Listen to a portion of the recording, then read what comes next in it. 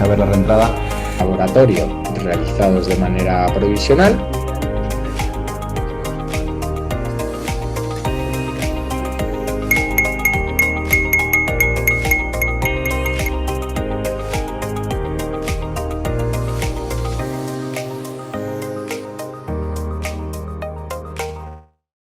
Buenas tardes y bienvenidos a esta sesión que lleva por título Handling Complications in Bone Regeneration y que presentará el doctor Octavio Ortiz Puigpalat. Él es especialista en regeneración ósea, es profesor del Máster de Cirugía Oral y Maxilofacial de la UIC, realiza práctica privada en Barcelona y además es autor de diversos artículos a nivel nacional e internacional. Así que sin más, les dejo con él. Adelante, doctor. Aquí. Vale, ahora sí, ¿no? Sí, perfecto, ahora sí. Gracias. Bueno, pues nada, muchas gracias por la presentación, Laura, y muchas gracias a todos por asistir después de una jornada intensa. Y para mí es todo un placer poder compartir con vosotros mi experiencia, mis casos. Y esta clase pretende ser poquito una guía de manejo de complicaciones en regeneración ósea hallada y espero que bueno, pues os pueda servir, ¿no? En concreto me voy a enfocar en el manejo de complicaciones cuando tenemos una exposición de una membrana no reabsorbible. Quizás es la exposición dentro de regeneración ósea más frecuente y que incluso esta guía que os voy a explicar pues puede ser aplicada incluso en otras técnicas de regeneración, ya viene a ser con mallas o con bloques o con técnicas de Curie, ¿de acuerdo? Antes de empezar, me gustaría compartir con vosotros, si escaneáis con el móvil este código QR, tendréis acceso a los PDFs que he utilizado para hacer la presentación y también os dejo contactos en redes sociales, email, si tenéis cualquier duda o aclaración sobre la presentación, encantado de responderos a través de estas plataformas. Creo que también habéis dado una especie de preguntas y respuestas que al final, pues si hay tiempo, pues también encantado de poder responderos, ¿eh? Bueno, me gustaría empezar con una historia personal, ¿no? Una historia de amor y odio con estas membranas, ¿no? Mi relación con estas membranas empezó en el 2013. La empecé a utilizar para hacer casos de regeneración de defectos de una cierta complejidad. En este caso era un defecto en filo de cuchillo. Me permitió con esta técnica pues, aumentar ese hueso, ¿no? Y la verdad es que el resultado pues, fue muy satisfactorio, ¿no? Ahí empezó mi historia de amor idílica con esta membrana, ¿no? La empecé a usar muy a menudo, muy frecuente, ¿no? Y en casos quizás más complejos, no por la extensión del defecto, sino por la ubicación, ¿no? En la zona estética. Aquí se trataba de regenerar un defecto vertical y horizontal, un defecto combinado para colocar un implante en el lateral y mejorar la situación estética del paciente. El paciente venía con este implante fallado, había una simetría, ¿no? Y me permitió con esta membrana pues, terminar los casos de forma satisfactoria, ¿no? Y eso, bueno, pues como he dicho, ¿no? Un caso me trajo a otro, me fue animando y complicarme más la vida, ¿no? En este caso, como me ha ido tan bien en los casos previos, mi tercer caso dije, bueno, ahora, como ha ido tan bien, voy a colocar el implante en el mismo momento que regenero este defecto, es un defecto combinado también, vertical y horizontal, con esta membrana. Y todo fue muy bien, perfecto. Incluso las cajas comerciales te decían, bueno, es que la puedes dejar expuesta, que no pasa nada porque es totalmente impermeable y de esta manera pues no se te va a contaminar. Bueno, veremos que eso tiene parte de verdad y parte de mentira, ¿no? En este caso, pues todo iba bien hasta que apareció la primera complicación y aquí empezó mi relación de odio con esta membrana, ¿no? La empecé a odiar porque empecé a tener esta complicación, esta exposición de la membrana no reabsorbible. Según Simeon, la exposición ya se considera una complicación porque puede comprometer parcial o totalmente la regeneración que hay debajo de la membrana, ¿eh? Por lo tanto, si nos metemos en este tipo de cirugías de regeneración con esta membrana o con cualquier otro tipo de técnica, tenemos que saber manejar las complicaciones que van a acarrear, porque tarde o temprano van a aparecer. Y la verdad es que me sentí bastante solo, porque eh, empezaron a aparecer, empecé a tener complicaciones, ¿no? Esas exposiciones y la verdad es que me sentí bastante solo porque mirando la literatura tampoco había mucha información de qué hacer en este tipo de situaciones Incluso en el 2016-17 hice un curso de regeneración con el Dr. Urban y un poco busqué la ayuda en los gurús, ¿no?, de la regeneración. Y el primer día que haces el curso con el Dr. Urban, lo primero que haces te obliga a presentar a los demás cómo te llamas, de dónde vienes y qué buscas, qué esperas del curso del Dr. Urban, ¿no? Y yo le dije, bueno, yo quiero que me enseñes a resolver las complicaciones. Y la respuesta del Dr. Urban es, yo no tengo complicaciones. Y la parte de complicaciones de calor durante el curso, que fueron un curso de 2 días, la verdad es que estuvo como 2 diapositivas máximo explicando qué se debe hacer, que ni me acuerdo. Y lo que me obligó pues a espabilarme por mi cuenta y de aquí un poquito las ganas de compartir, ¿no?, esa experiencia y todo mi bagaje de malos ratos, ¿no?, con esta membrana, y que ahora he sabido pues de alguna manera saber controlar y transmitir esa experiencia, ¿no?, a todos vosotros, y que si alguna vez os pasa pues sepáis qué tenéis que hacer. Bueno, si miramos a la literatura, bueno, pues realmente sí, la exposición de la membrana es frecuente. En regeneración horizontal estamos hablando entre un 5 y un 54% de frecuencia, y en regeneración vertical entre un 0 y un 45%. Este 5%, fijaros que varía muchísimo, pasa de un extremo prácticamente de un extremo a otro, ¿no? Este 5% y este 0% vienen de artículos de Urban, precisamente, y de Fugasotto y de Ronda, que bueno, son estos gurús de la regeneración que sí, quizás ellos en sus manos pues, son capaces de forma sistemática conseguir ese cierre primario de los tejidos blandos y que no tengamos esa exposición de la membrana. Pero yo, a mis manos, me pasa.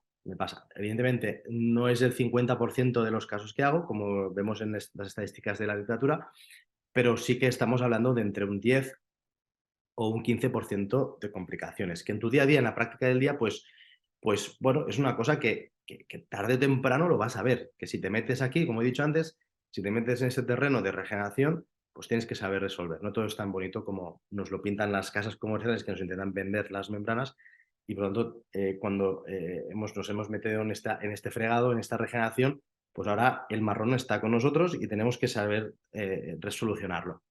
Solucionarlo, aparte de darte tranquilidad personal de cómo abordar y solventar el caso, esa tranquilidad tuya la transmites al paciente, y eso lo que se transmite es seguridad al final, y el paciente está también más tranquilo. A mí cuando me empezaron a aparecer estas complicaciones, pues la verdad es que me sentía, como he dicho, esa sensación de desamparo, de estar solo, de poner una velita en Santa Polonia y a ver si eso había el milagro y se curaba solo, ¿no?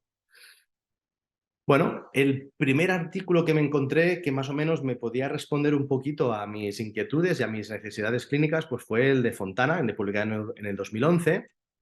Es un artículo que establece una clasificación de las exposiciones de estas membranas no reabsorbibles, y también establece una toma de decisión de actuación ante estas exposiciones. Clasifica las exposiciones en 4 grandes tipos: clase 1, clase 2, clase 3 y clase 4.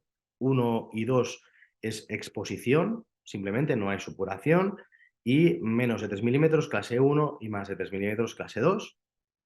Y la clase 3 es exposición, independientemente del tamaño de la extensión de la exposición, acompañado de supuración, y la clase 4 no hay exposición y hay supuración.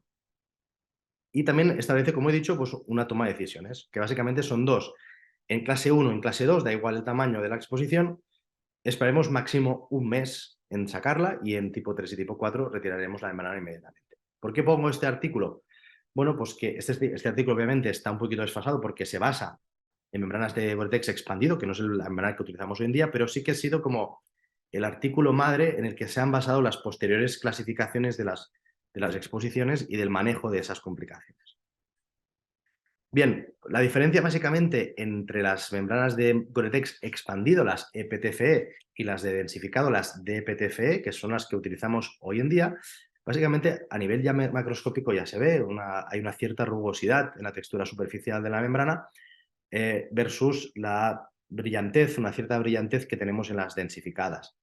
A nivel microscópico es evidente la diferencia entre ambas. Las fibras del Gore-Tex están más separadas en las expandidas, Y sin embargo, en las densificadas, esas fibras están más juntas, más pegadas, con lo cual hay un menor tamaño del poro. Estamos hablando de 0,3 micrómetros el tamaño del poro de las densificadas versus 25 micrómetros de poro en las expandidas.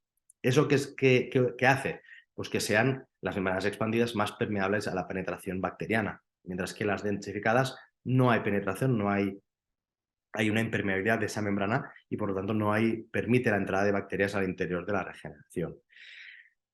Por eso el artículo de Fontana espera máximo un mes, porque lo que sí que está demostrado es que en las expandidas la velocidad de traspasar que tienen las bacterias desde el medio oral al interior de la regeneración es de una semana. Por eso decía de tirar la membrana al cabo de un mes.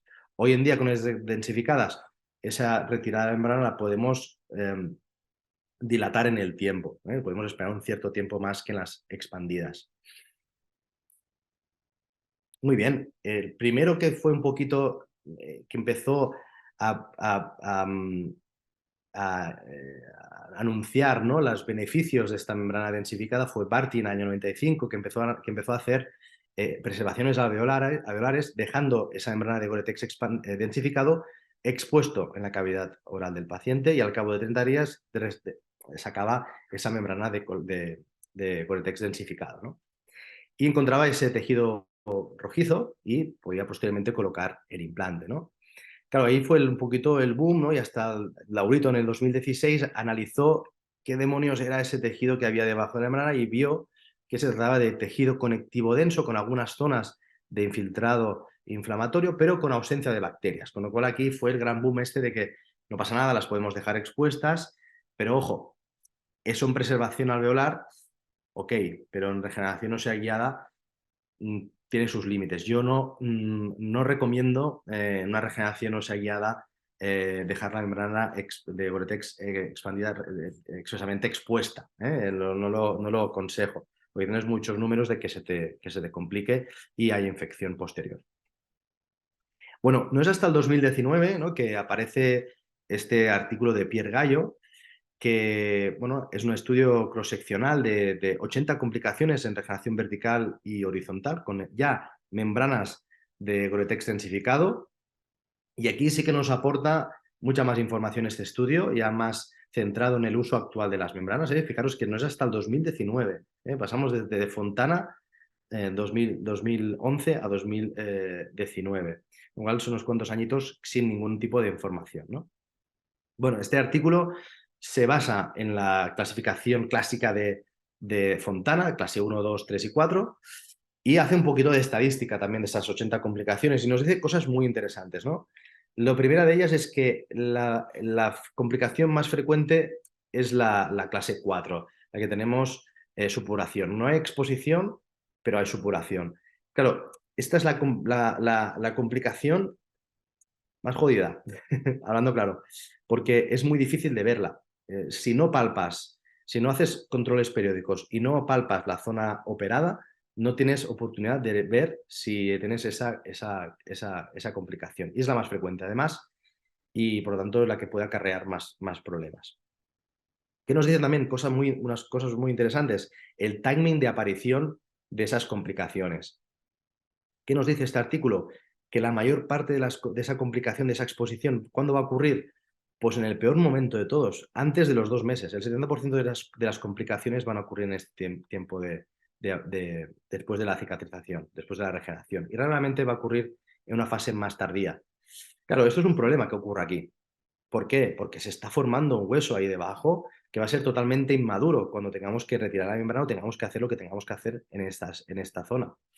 Por lo tanto, es interesante y tiene mucho más sentido que el material de regeneración que usemos en el interior de la membrana pues tenga un ratio autógeno cheno injerto adecuado para favorecer el proceso de neoformación. Al final vamos a tener el mismo porcentaje de hueso neoformado. Se trata de llegar a ese porcentaje de hueso neoformado, que suele ser alrededor de un 20 y pico, 30%, dependiendo de la técnica, pero más o menos todas son alrededor de este porcentaje. Pues se trata de llegar a este valor de la forma más rápida posible, porque cuanto antes tengamos un tejido inmaduro, pero ya matriz osteoide formada, menos implicación va a tener en la regeneración. ¿Qué más nos dice este artículo? Bueno, nos dice que la mayor parte de esas complicaciones también van a estar ubicadas en el maxilar. Un 43,75% va a pasar en el maxilar versus un 20% en mandíbula. Bueno, ¿y eso por qué? Bueno, sabemos que el colgajo palatino no lo vamos a poder liberar, todo lo vamos a hacer a expensas del colgajo vestibular. Por lo tanto, también tiene más números de que hay algún punto de tensión y por ahí se abra ese tejido y por lo tanto tengamos esa exposición prematura de la membrana. En mandíbula, ¿por qué no pasa tanto? Pues que podemos manipular tanto el colgajo lingual como el colgajo vestibular y podemos conseguir un cierre primario sin tensión de forma adecuada. También, ¿qué nos dice Gallo en este artículo? Pues nos dice que también a nivel de localización dentro de la área de la regeneración, el 75%, es bastante abrumador esa estadística, va a estar localizada esta complicación a menos de 3 milímetros de la cresta. Tiene sentido, cerca de la línea de incisión. Lo cual, ¿qué nos está diciendo toda esta información? De que todo esto es debido a un incorrecto diseño del colgajo y un incorrecto cierre primario sin tensión de nuestros colgajos.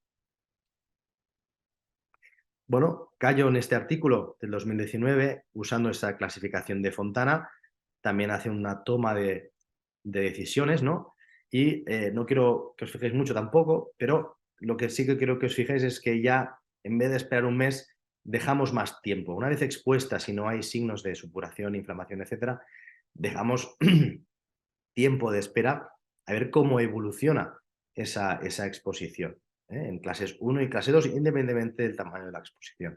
Y en tipo 3 y 4 también coincide con Fontana que hay que retirar inmediatamente y si es antes de los 2 meses, es muy probable que perdamos todo el injerto y si es más de los 3 meses, ahí tendremos un tejido ya más maduro y deberíamos cubrir con una membrana. En el 2022 aparece otro artículo también estableciendo una nueva clasificación de las complicaciones y también un árbol de toma de decisiones, ya más simple. Aquí a Broom en el 2022 es el equipo también de Pierre Gallo, este artículo. Clasifica las complicaciones en 3 grandes tipos. Clase 1, exposición, no independientemente del tamaño. Clase 2, exposición con supuración. Y clase 3, supuración sin exposición. Y establece en todas estas clases pues un árbol de toma de decisiones que para mi gusto es un poco liado porque tienes que ir ahí mirando y tal y es un poco, la verdad, es un poco lioso y a veces mirándolo así no es muy práctico. Yo personalmente lo que he hecho es hacer una clasificación basada en esos artículos y en mi experiencia personal después de estas complicaciones que me he ido encontrando y del manejo de esas complicaciones. He intentado que sea lo más sencillo para todos vosotros y a mí personalmente, como he dicho, me ha resultado efectivo para resolver estas complicaciones. También me baso con el artículo de Broom del 2022, 3 tipos de clases, como he dicho, exposición y supuración y supuración. Y vamos a ver qué hacemos en las clases 1. Tenemos una exposición, ¿no? Hemos hecho la cirugía y al cabo de un tiempo pues se establece esa exposición. Da igual el tiempo. Hacemos una revisión y aparece esta exposición. Bueno, pues lo primero de todo, calma, sosiego y nos vamos a preguntar estas 4 preguntas. ¿Tengo inflamación ahí alrededor de ese tejido? ¿Tengo sangrado? ¿Dolor a la palpación?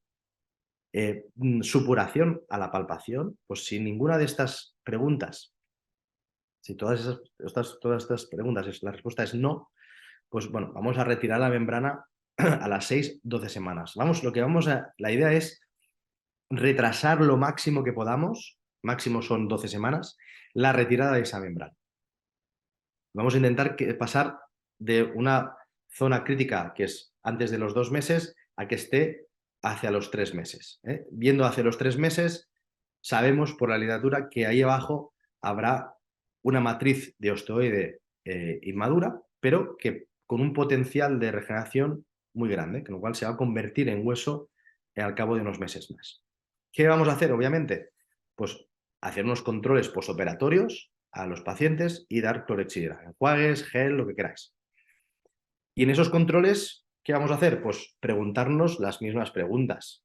Veo al paciente y si alguna de estas preguntas la respuesta es sí, pues tenemos una clase 2, lo cual lo que tenemos que hacer es adelantar la retirada de esa membrana.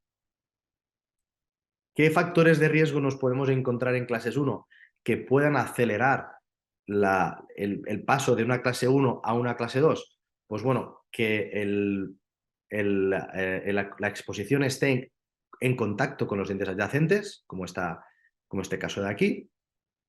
¿De acuerdo? Eso va a acelerar la progresión, el infiltrado de bacterias debajo de la membrana. Obviamente no va a penetrar porque es impermeable, pero va a ir por debajo de la membrana e infectar lo que hay debajo. Otro factor de riesgo importante, pues la exposición del borde de esa membrana. Aquí también en este caso se ve claramente, y aquí también hay una exposición del borde. Aquí tenemos un riesgo combinado, ¿no? De contacto con dientes con exposición del borde. Eso rápidamente pues, va a evolucionar a una clase 2 seguramente, con lo cual tenemos que estar preparados para retirar la membrana en caso de que haya inflamación. Si no hay inflamación, lo vamos a ir revisando a ese paciente hasta que llegue el momento que tenga un proceso inflamatorio. Dolor, supuración, etc. Muy bien, ¿qué hacemos en las clases 2? ¿Cómo sabemos que tenemos una clase 2? Palpación, hay un proceso inflamatorio y palpamos, apretamos y ahí hay pus, sale pus de esta zona de aquí. Bueno, tenemos una clase 2 en la que hay que retirar inmediatamente esa membrana. ¿Inmediatamente cuándo es? A la semana. ¿Qué hacemos? Damos antibiótico previo y valoramos la opción de hacer un CBCT, un TAC. ¿Por qué valoramos esa opción?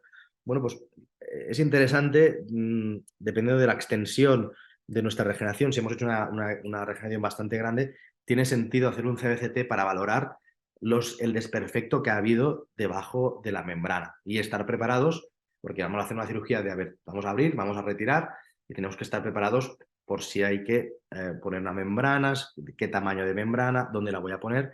Tenemos mucha más información antes de abrir. Valdría la pena valorar la opción, como he dicho, de hacer un CBCT en ese tipo de situaciones. ¿Qué nos puede pasar? Que esa clase 2 que haya ocurrido antes de los 28 días, con lo cual tenemos una exposición temprana, ¿de acuerdo? Y puede ser que sea después de los 28 días que tenemos una exposición tardía. Claro, antes de los 28 días, como he dicho, pues es muy probablemente aquí habremos perdido pues casi todo el injerto que hay debajo.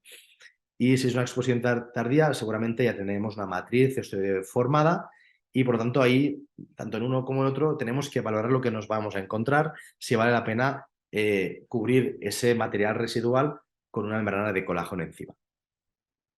En clase 3, ¿qué hacemos? Exactamente lo mismo. Como he dicho, palpar siempre ya es la manera de poder determinar si tenemos una clase 3, porque no vemos ninguna exposición aquí.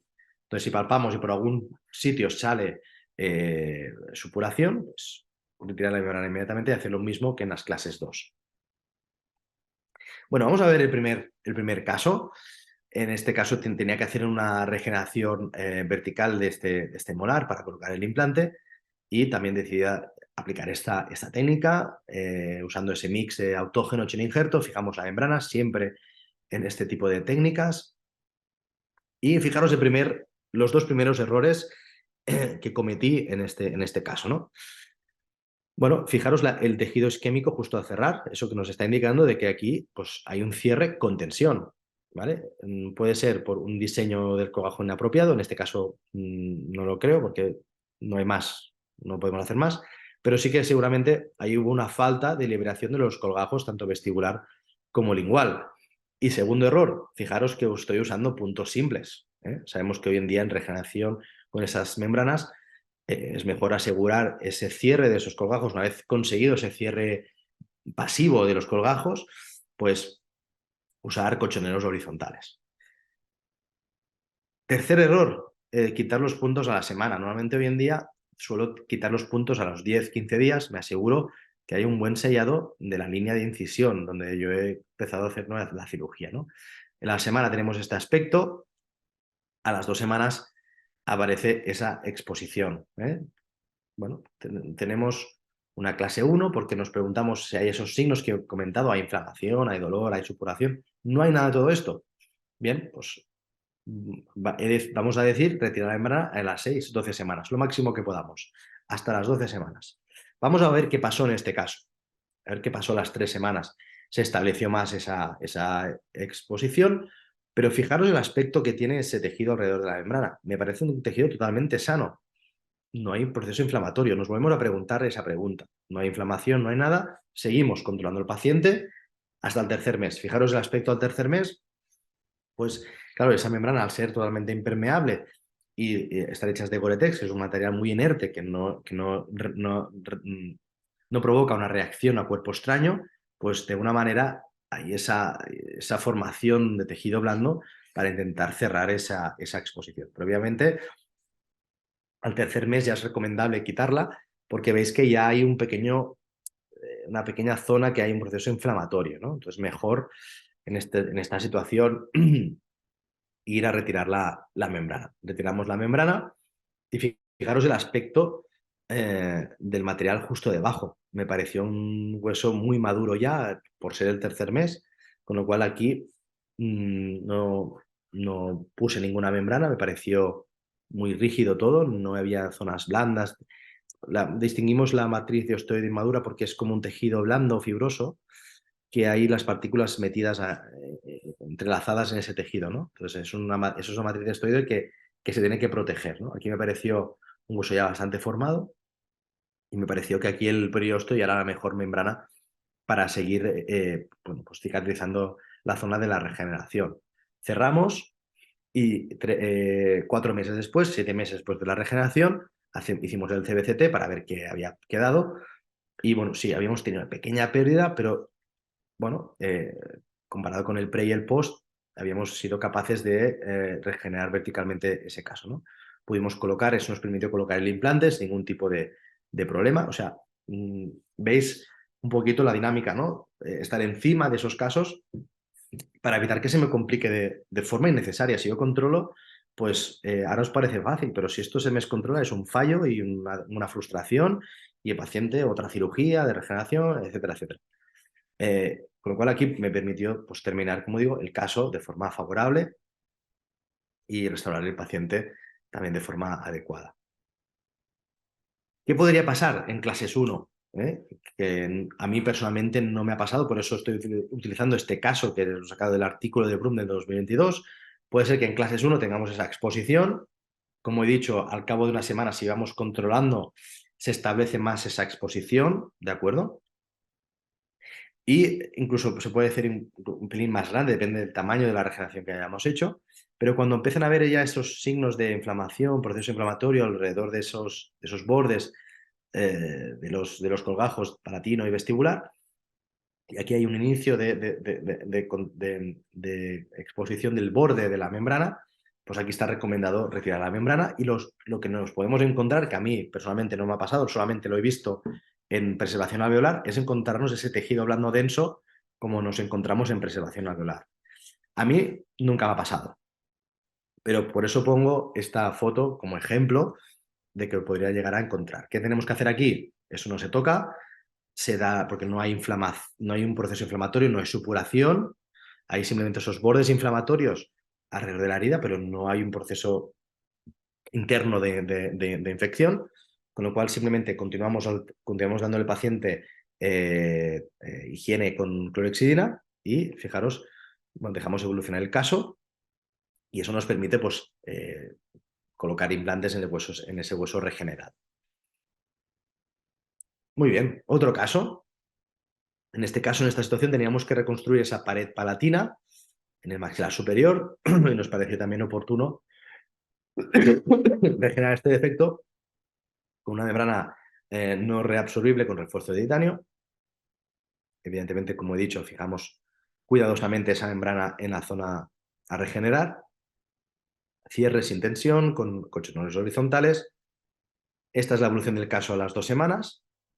Todo bien. Esta es la del caso al mes. Y al 4.º mes aparece esta exposición. Entonces, yo palpando alrededor de la zona vi que había supuración de la exposición, con lo cual se trata de una clase 2. ¿Qué hay que hacer? Como he dicho, retirar la membrana inmediatamente, damos antibióticos, valoramos si queréis la opción de un CBCT y la siguiente semana el paciente viene para retirar la membrana. hacemos una incisión a espesor total, evidentemente, para retirar esa membrana. Aquí he liberado la membrana por vestibular y fijaros que justo debajo tenemos como un tejido blando granulomatoso, que es lo que tenemos que retirar, ¿no? por el proceso infeccioso, ¿no? Ahí, pus ahí. Y quito las partículas que están sueltas, ¿no? Y una vez ya esa descontaminación mecánica, pues prosigo con una descontaminación química con agua oxigenada y yodo al 50% diluido con suero fisiológico, irrigamos con suero fisiológico y debajo de ese tejido granulomatoso pues había un tejido más inmaduro, a pesar de ser el cuarto mes.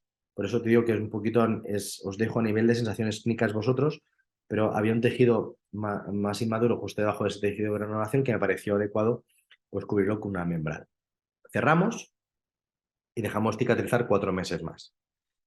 Y ese es el pre y el post, donde fuimos capaces pues, de regenerar adecuadamente ese proceso alveolar respecto a la situación pre y procedemos pues, a la colocación de los implantes. Para colocar esos implantes, hicimos un colgajo de reposicionamiento coronal, apical, para desplazar la línea mucogengival y ganar un poquito de densidad queratinizada. Y colocamos nuestros implantes, multi-units, y cerramos. Nos permitió pues, terminar el caso, a pesar de tener esa complicación ya compleja, una clase 3 de supuración, nos permitió terminar el caso de forma adecuada, ¿no? Y permitiéndonos pues, reconstruir esa pared palatina perdida. Otro caso, también bastante interesante, en el sector anterior, mandibular, que en cuanto a las regeneraciones de mandíbula, pues quizás es la más compleja de conseguir un cierre primario, ¿no? Porque tenemos que manipular la zona lingual, en este caso tenemos la salida de los conductos salivales, tenemos una zona de un tejido denso, muy, muy grueso y muy duro, muy difícil de poder conseguir una buena liberación.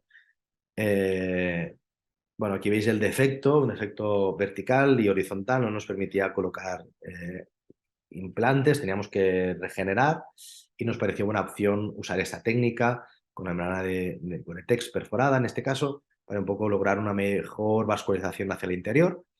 Y aquí una foto clínica de la liberación del colgajo lingual. Lo que hacemos es intentamos irnos también un poquito más hacia atrás, como 3 o 4 dientes a ambos lados, y ir un poquito a liberar en la zona de la inserción superficial del músculo miloideo, y aquí hacemos una pequeña disección con mucho cuidado para no tocar esos conductos de la glándula salival y colocamos la membrana, fijamos con ese mix que os decía, ¿no? También 50%, a poder ser, incluso hoy en día lo que estamos haciendo es incrementar el porcentaje de tejido, de injerto de hueso autógeno, incluso utilizar hueso de cadáver. Algunos autores ya están empezando a usar también hueso de cadáver para hacer este tipo de regeneraciones.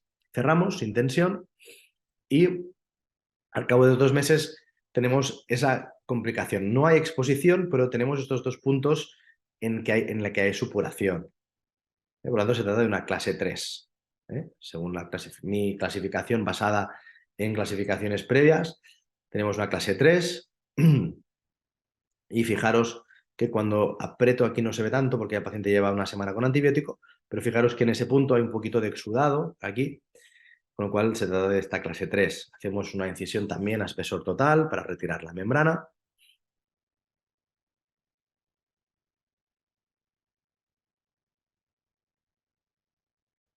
Tenemos que hacer un colgajo algo generoso porque tenemos que ir también a retirar los tornillos o chinchetas de fijación de esa membrana.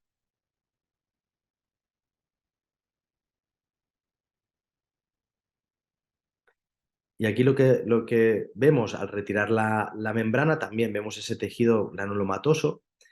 Encima, justo debajo de la membrana, hay una migración. La membrana esta obviamente es permeable, hay esos agujeros, pero también esa infección se disemina por debajo de la membrana. Retiramos ese tejido granulomatoso de inflamatorio y con mucha suavidad, veis que voy pincelando encima todo lo que pueda estar suelto, lo retiro. Esas partículas sueltas de biomaterial, tejido blando suelto, inflamado, lo retiro. Y alguna vez hecha esta descontaminación mecánica, pues también una descontaminación química, como os he enseñado, agua oxigenada, también mezclado con suero, también irrigamos también bastante con suero, que quede lo más limpio posible. Y hacemos también una descontaminación química, pues con yodo también, acompañado también de una buena irrigación, con suero fisiológico, pero la sensación a los 2 meses es una buena sensación de aquí tengo algo, no es maduro, pero tengo algo potencialmente, va a ser potencialmente, eso se va a convertir en hueso, ¿no? Había sí que un tejido, es un tejido blando, lo que es la parte más superficial, que claro, al ser los 2 meses, pues me parecía oportuno proteger ese material, ese matriz de osteoide madura con una membrana, en este caso una membrana de colágeno, que hidratamos y se adapta perfectamente a la zona que hemos regenerado, ¿eh? No hace falta chinchetear ni nada. Siempre en este tipo de reentradas que tengo que utilizar una membrana de colágeno para proteger esa matriz de osteoide, utilizo una membrana que al hidratarse se me adapte perfectamente al defecto que he regenerado. Y cerramos.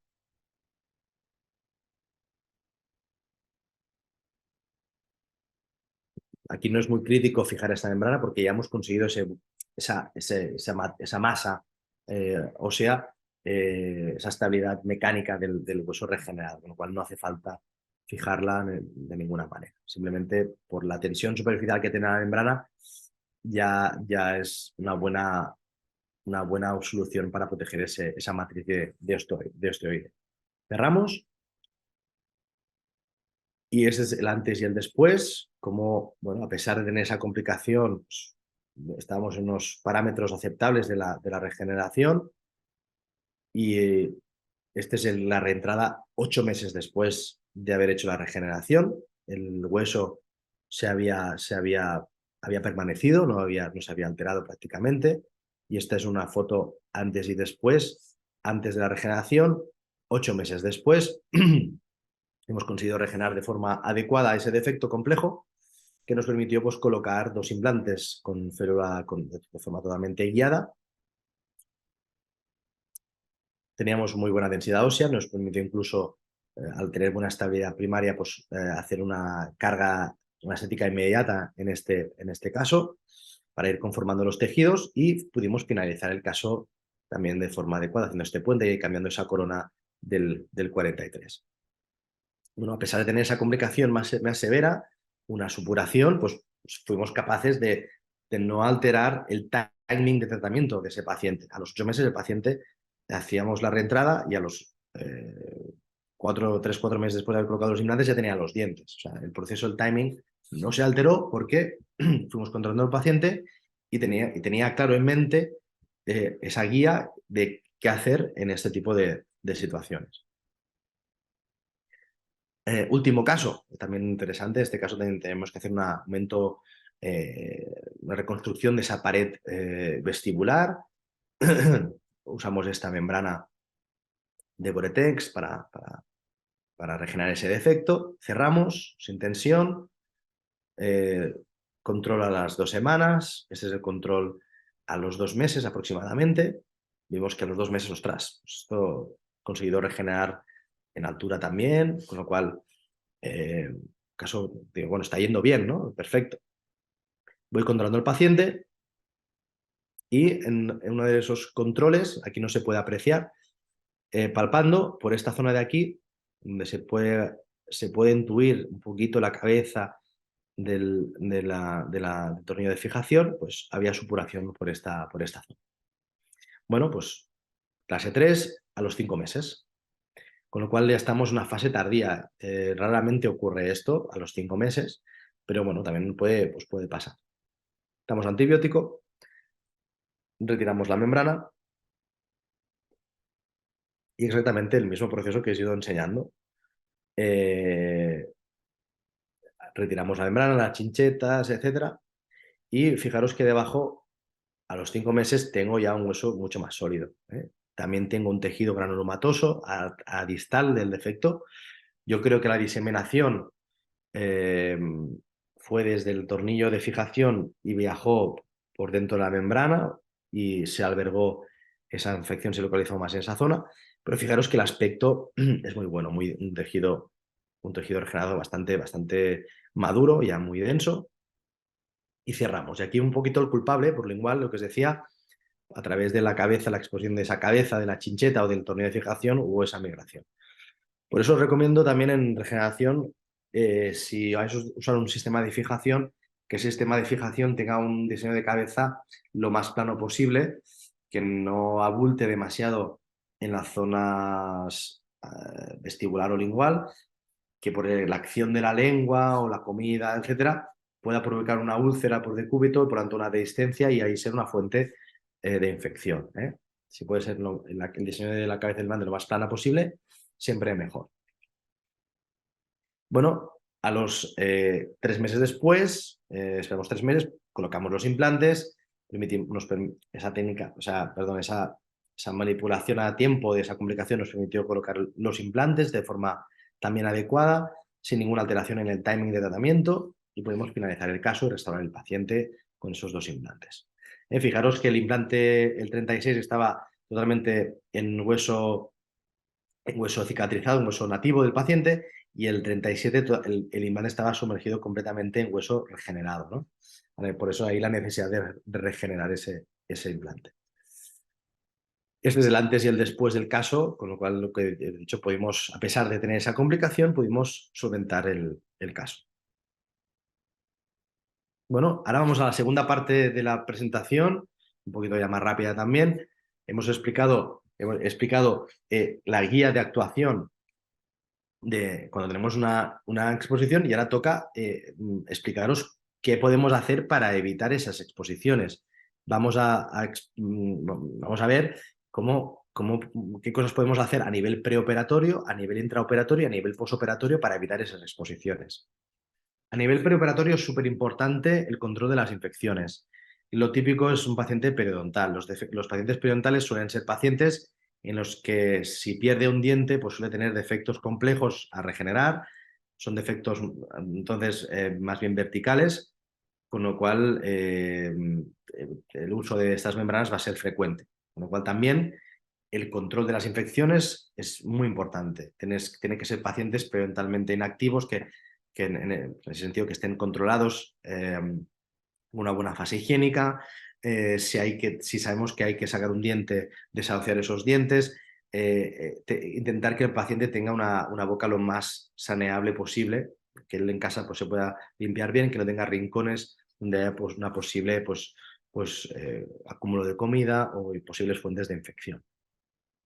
O también dientes endodonciados, también dientes endodonciados, dientes en los que se necesita hacer un tratamiento de conductos o un retratamiento de conductos, pues estas cosas muy importante tenerlas en cuenta antes de hacer la regeneración. Si tienes que hacer una reendodoncia para solucionar un quiste apical, pues hacerlo, porque esto puede acarrear problemas. Bien, a nivel intraoperatorio, ¿qué podemos hacer? Pues bueno, lo más importante, y es el principio de toda regeneración, un correcto diseño de colgajo. ¿Qué solemos hacer? Pues hacer un safety flap. ¿Qué quiere decir safety flap? Involucrar mínimo 2 dientes adyacentes al defecto que queramos regenerar. ¿Eso qué nos va a dar? Nos va a dar un acceso más favorable al defecto y también nos va a favorecer a una mejor liberación del colgajo vestibular o lingual o palatino. ¿Qué más podemos hacer en el maxilar? Sobre todo, desplazar la línea de incisión. En vez de hacerla en la línea crestal, la podemos hacer ligeramente hacia apical. ¿Cuánto hacia apical? Bueno, eso está descrito en el artículo de Estávola, en el que tú determinas dónde tienes el punto A y el punto B, las zonas de óseas interproximales, estableces una línea imaginaria horizontal entre que unes estos 2 puntos, y desde esta línea al punto más profundo de tu defecto estableces el C, que puede ser 6 milímetros, vamos a suponer que en este caso son 6 milímetros, y a estos 6 milímetros le sumas 4, C más 4. ¿Por qué 4? Porque son nuestros 4 milímetros extras que le vamos a dar al colgajo palatino para que cuando cerremos y cerremos con esos colchoneros horizontales tengamos esos bordes evertidos de 4 milímetros de anchura. Aquí tenemos un pequeño vídeo de cómo lo establecemos. Determinamos punto A, punto B, sondamos y establecemos el punto C y ahí pues determinamos la línea de incisión que vamos a desplazar más hacia vestibular. Eso nos va a dar esos 4 milímetros extras que va a tener añadido el colgajo palatino. ¿Qué hacemos en mandíbula? En mandíbula no hay tanto problema, porque como he dicho, podemos liberar tanto el colgajo vestibular como lingual.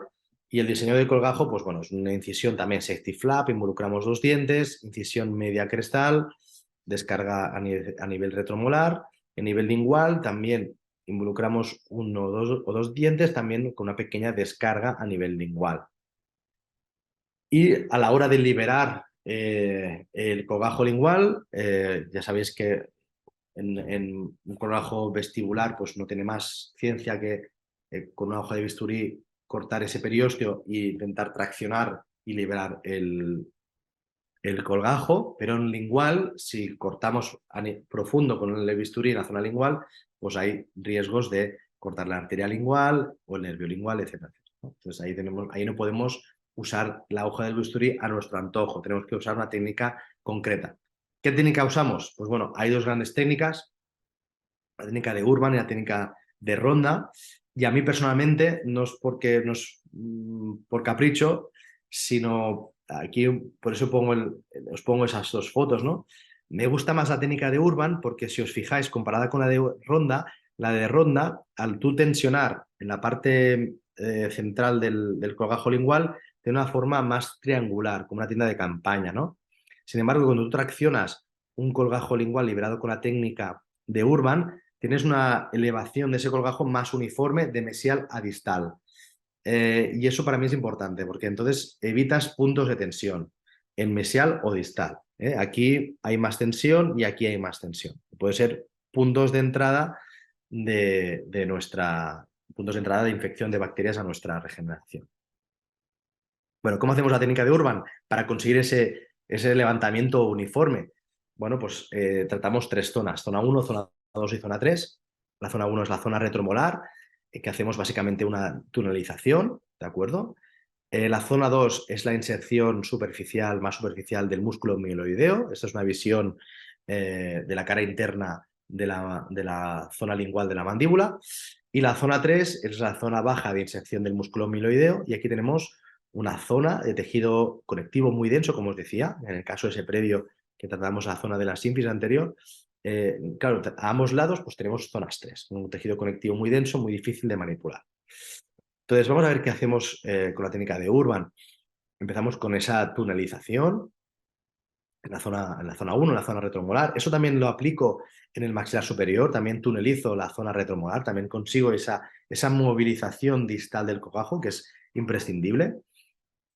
Y acto seguido lo que voy es con una hoja de bisturí, no penetro, sino que uso la punta de la hoja de bisturí para rasgar el periósteo de esa zona. Rasgo, ¿vale? Y a veces ni tan siquiera uso la hoja de bisturí. Cojo una cucharilla de elevación de seno y rasgo Roma y voy rasgando y levantando el colgajo lingual. Y ahora estoy tratando la zona 3, de esa inserción más profunda y más densa, y hay un tejido conectivo más denso en esa zona.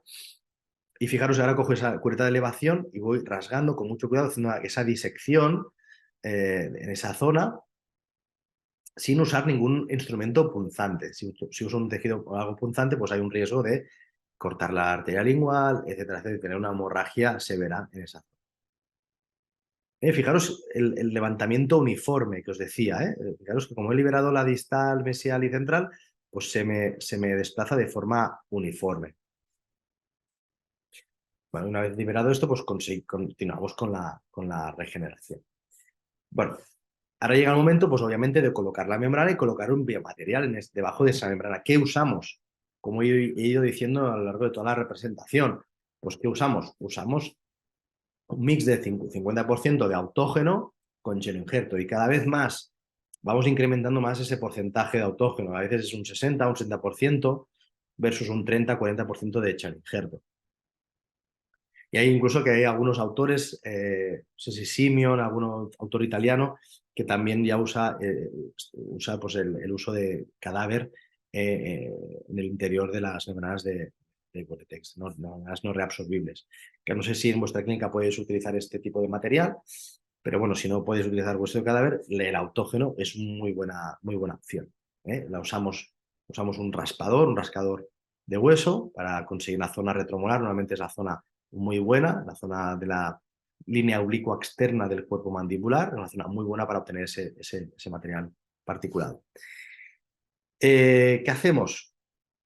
Seguidamente, una vez obtenido el hueso autógeno, ponemos suero y dejamos ese cultivo, lo que se llama Bone Condition Media, es un artículo ya publicado, hay varios artículos publicados, entre ellos me gusta destacar ese artículo de mi amigo y compañero de la universidad, el doctor Jordi Caballé, que eso lo que permite, pues, esa liberación, las partículas de autógeno liberan unos factores de crecimiento al estar en contacto con ese suero que se van a incorporar en las partículas de cheloinjerto. Los factores de crecimiento son muy importantes, son muy claves en las fases iniciales de la regeneración. Por lo tanto, vale la pena dejar unos minutos, unos 4 o 5 minutos, que se produzca esa liberación de esos factores de crecimiento. Que es importante también, es un artículo que publicamos en la universidad en el 2019, fruto un poco de mi experiencia con diversos biomateriales. Fue una observación puramente clínica, vi que no todos los biomateriales, no todos los cheloinjertos se comportaban igual. Vi que no todos absorbían sangre de la misma manera. Esto es un experimento que hicimos, un experimento que duró 5 minutos, donde analizamos la capacidad de absorción de sangre humana.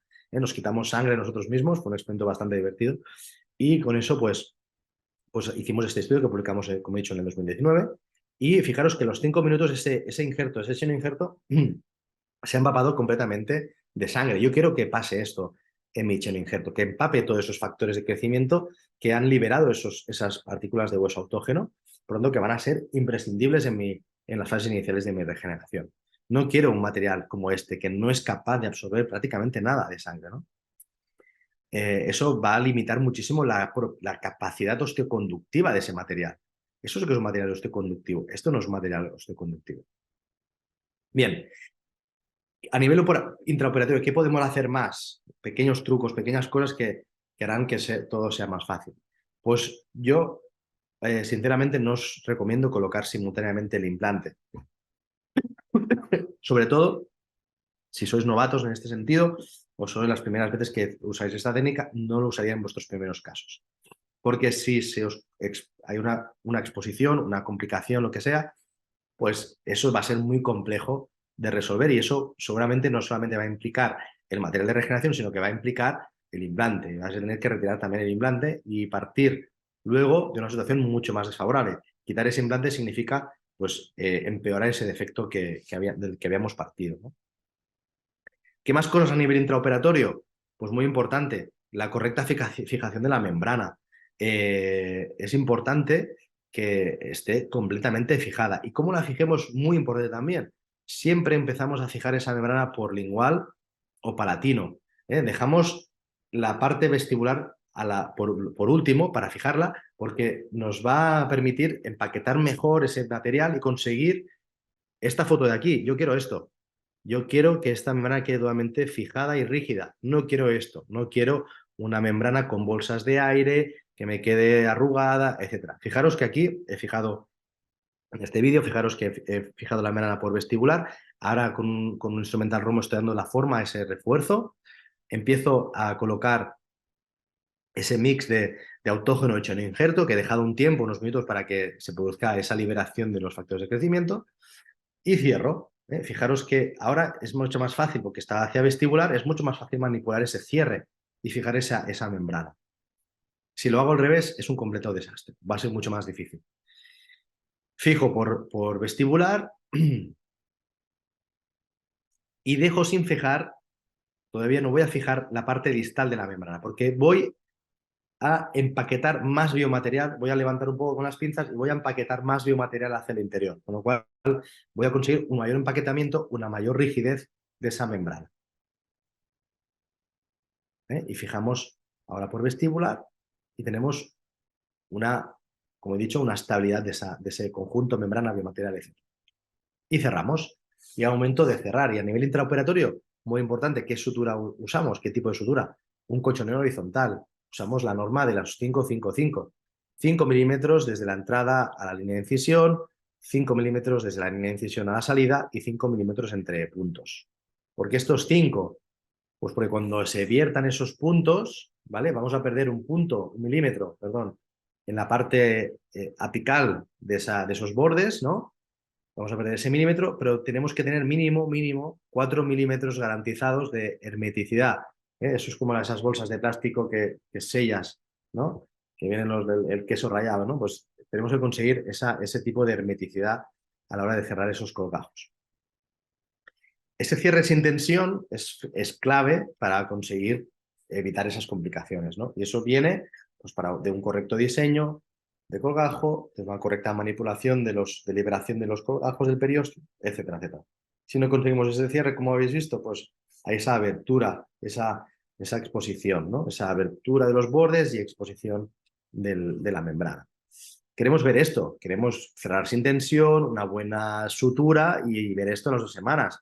Una perfecta cicatrización. Aquí hay un perfecto sellado. Esto es a prueba de bombas. Aquí no se va a abrir eso ni vamos. Pase lo que pase, ¿no? A nivel posoperatorio, ¿qué podemos hacer? Muy recomendable que hago yo. Controles posoperatorios. Yo particularmente, ¿qué hago?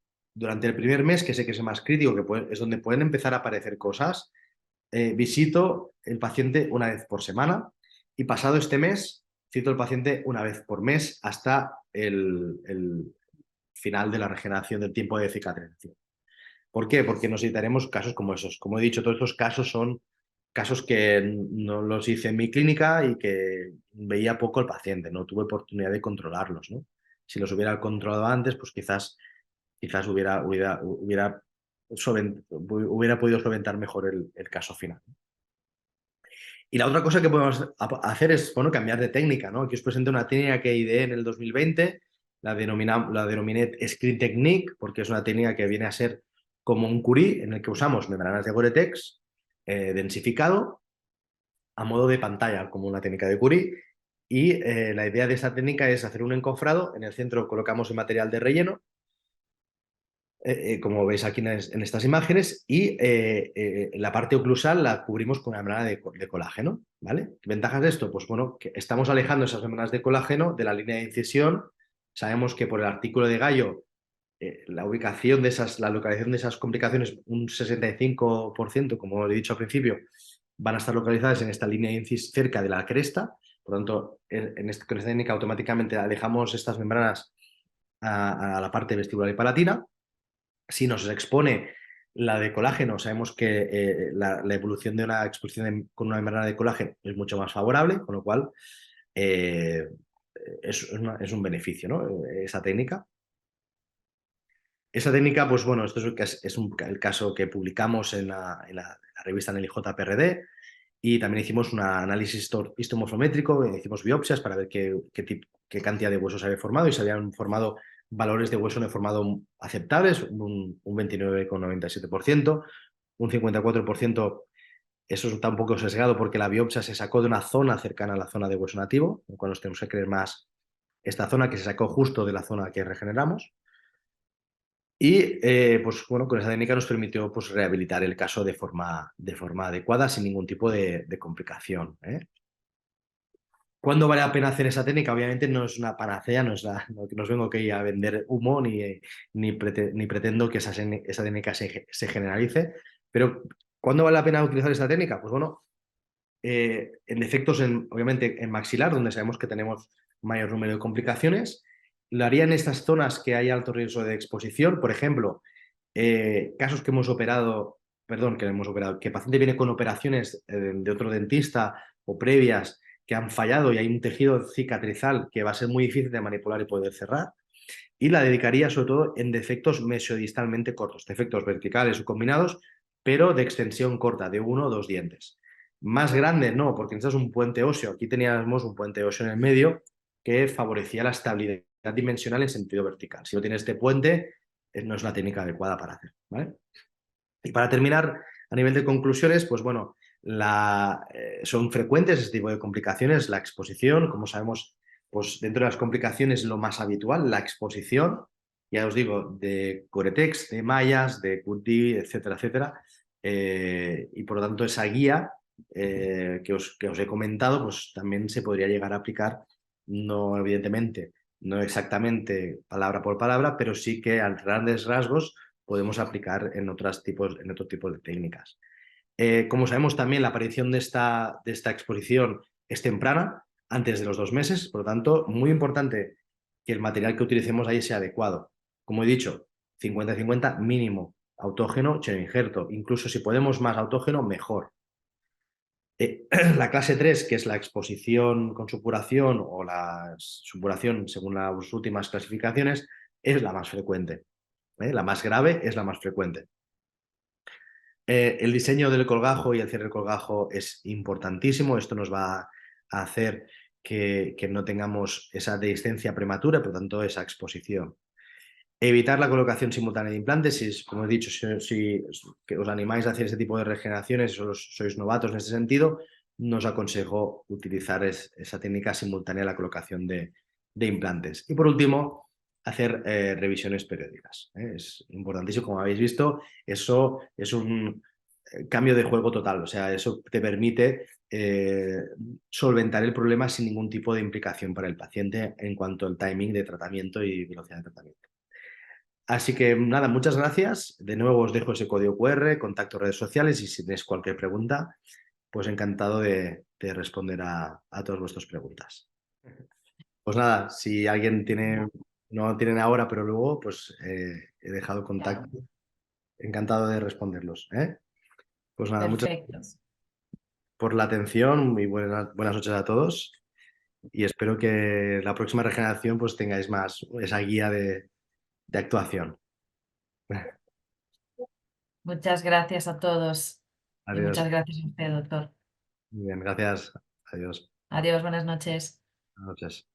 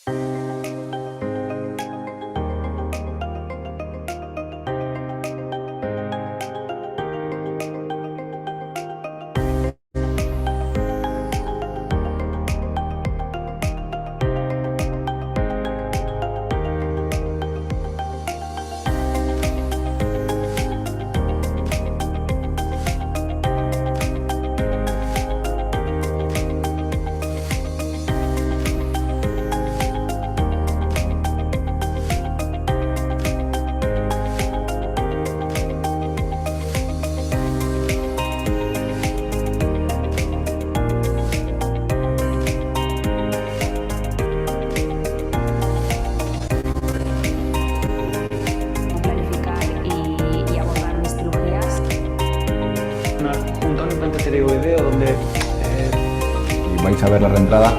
Laboratorio realizados de manera provisional.